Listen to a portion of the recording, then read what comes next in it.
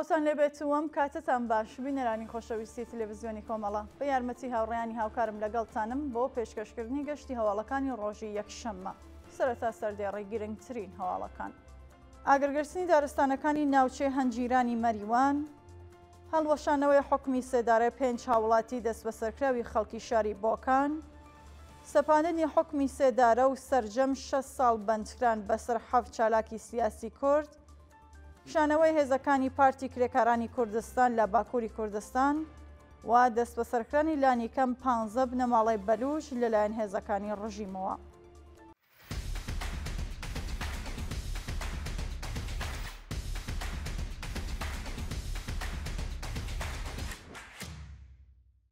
ئاگرگرتنی دارستانەکانی ناوچێ هەنجیرانی مەریوان.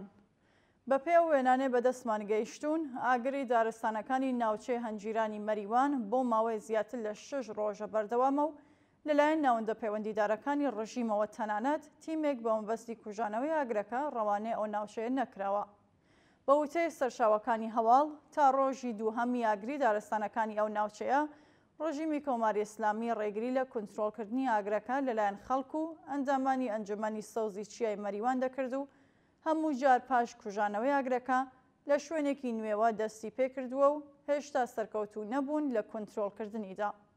شانی باسە لە مانگەکانی ڕابردوودا ئاگری دارستانەکانی ناوچە سنووریەکانی ڕۆژهەڵاتی کوردستان بووەتە قەیرانێکی گەورە و بەرپرسانی ڕژیم نەک تەنیا چارەسەرێک بۆم کێشەیە نابینن، بەڵکو ڕێگری لە دەستێوەرزانی خێرا ژینگە پارێزان بە مەبەستی کوژانەوەی ئاگرەکە دەکەن.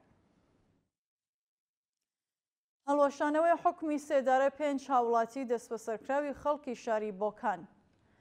لە ڕۆژانی ڕابردوودا حکمی سێدارە 5 بەندکراوی خەڵکی شاری بۆکان و لە دەست بە سەرکراوانی شۆڕشی ژن ئازادی لە لەقی سینوێ دیوانی باڵای وڵاتەوە هەڵوەشەندرایەوە.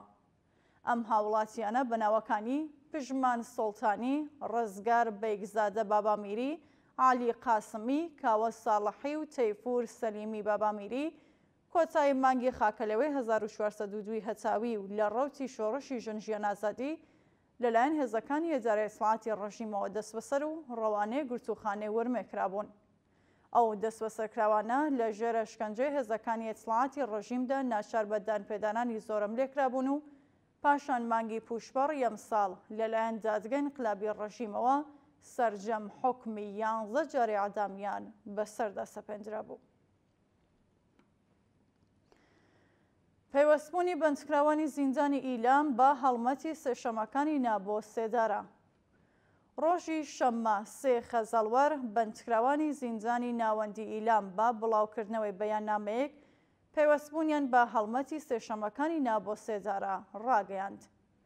بەندکراوان لە بەیاننامەیەکدا ئاماژەبەوە دەکەن کە ڕۆژی سێشەممە 3 خەزەڵوەر هاوکات لەگەڵ بەندکراوانی دیکەی بەشدار لە ئەم هەڵمەتە مان لە خواردن دەگرن. شانی باسە ئەم هەڵمەتە لەلایەن بەندکراوانی زیندانەکانی ڕژیمی کۆماری ئیسلامی بە مەبەستی دژایەتیکردنی سەپاندنی حکمی سێدارە بەسەر هەموو بەندکراوان و هەروەها سەپاندنی حکمی قورسی زیندان بەسەر چالاکانی سیاسی و مەدەنی دەستی پێکردووە و بەم شێوەیە 54 بەندیخانەی ڕژیم لە کوردستان وێران بەشداری لە هەڵمەتی سێشەمەکانی نابۆ سێدارە دەکەن.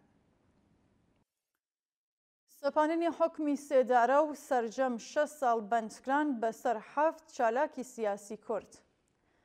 لە ڕۆژانی ڕابردوودا هاوڵاتیەکی خەڵکی شاری مەهاباد بەهۆی چالاکیەکانی حکمی سێدارە و 6 کەسی دیکەی خەڵکی هەمان شار سەرجەم حکمی 6 ساڵ زیندانیان بەسەردا سەپێنراوە.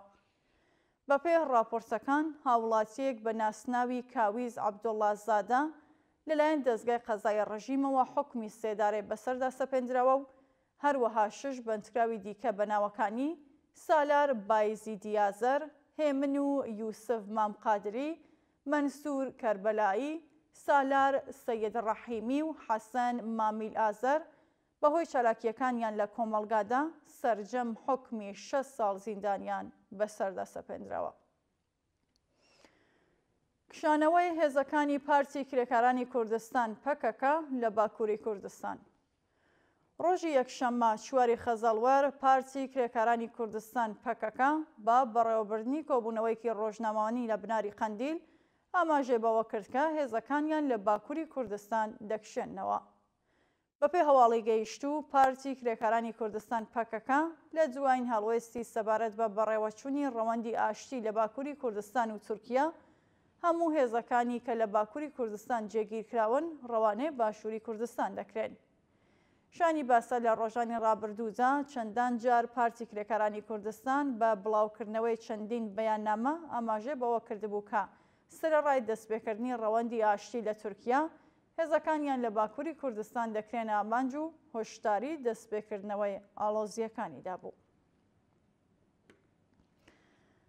بانکشتی کرێکارانی بەشدار بوو لە مانگرتنەکانی کرێکارانی شێرکەتی نەیشەکەری حوتەپا. بەپێی راپۆرتەکان چەند کرێکاری بەشداربووی مانگرتنەکانی کرێکارانی شێرکەتی نەیشەکەری حوتەپا لەلایەن هێزەمنیەکانی ڕژیمەوە بانکشت و لێپرسینەوەیان لێکراوە. بەپێو راپۆرتانە ئەو کرێکارانە کە تاکاتی داڕشنیم هەواڵە ناسناوی سێ کەسیان بەدەستمان گەیشتون و بریتین لە ساجد ئالکەسیر، سەجاد پورموسەوی و ناجیە سەدی پاش بانکشتیان بۆ ناوەندە ئەمنیەکانی ڕژیم چەند کاتژمێر لێپرسینەوە هەڕەشەیان لێکراوە کە پێویستە بەردەوامی بە مانگرتنەکەیان نەدەن. شانی باسە ڕۆژی ڕابردوو یەکێک لە بەرپرسانی شێرکەتی نەیشەکەری حوتەپا بەپێ بەڵێنی بە کرێکاران دابووکە داخوازیەکانیان بەجێ دێن و پێویستە کۆتایی بە مانگرتنەکەیان بدەن. کۆبوونەوەی ناڕزایەتی کرێکارانی شێرکەتی نەوتی فەلاتقاڕا لە بەهرەگان.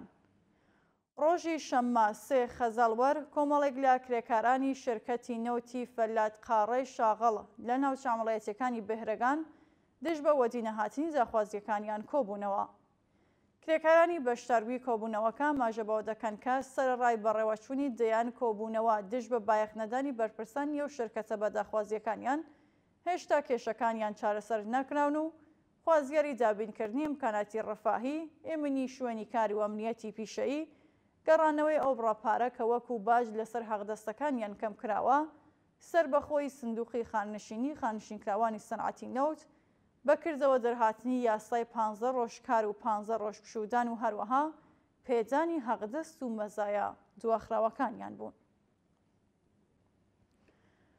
کۆبوونەوەی خانشینکراوانی فولاد و معدان لە بەردەم بینای پەرلەمانی ڕژیم. ڕۆژی یەکشەممە 4 خەزاڵوەر کۆمەڵێک لە خانشینکراوانی سەنعەتی فولاد و معدان دژ بە دابینەکرانی بیمەی دەرمانی و هەروەها خراپی دۆخی ژیانیان لە بەردەم بینای پەرلەمانی ڕژیم کۆبوونەوە. بەشداربووانی کۆبوونەوەکە بە وتنەوەی دروشم و هەڵگرتنی پلاکارد، خوازیاری دابینکرانی بیمەی دەرمانی کارامە، پێدانی حەقدەست و مەزایە دواخراوەکان، هاوسانسازی حەقدەستەکانیان، بایەختانی بەرپرسانی ڕژیمی کۆماری ئیسلامی بە ژیان و معاشەتی خانشینکراوان، کۆتایی هاتنی گوشاری ناوەندامنیەکان بۆ سەر خانشینکراوانی ناڕازی و ئازادی دەستبەجێ خانشینکراوانی بەندکراو بوون.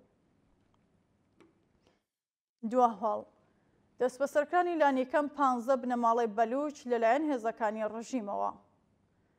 بەیانی یەکشەممە 4 خەزاڵوەری 1404 15 بنەماڵەی بەلوچ لەلایەن هێزەکانی ڕژیمی کۆماری ئیسلامی لە شارستانی خاش دەست بەسەر و ڕەوانەی شوێنێکی نادیار کراون.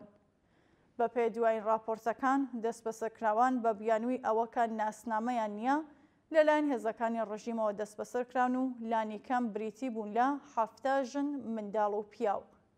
بە وتەی سەرچاوەکانی هەواڵ بەیانی ئەمڕۆ هێزەکانی ڕژیم با کەرەستەیەکی زۆرەوە هێرشیان کردووەتە سەر 2 گوندی کەریماباد و مۆتۆرمەلا کەریم حاجی بەلوچ و هەموو دانیشتوانی ئەو 2 گوندەیان بە توندوتیژەوە دەست بەسەر کردووە.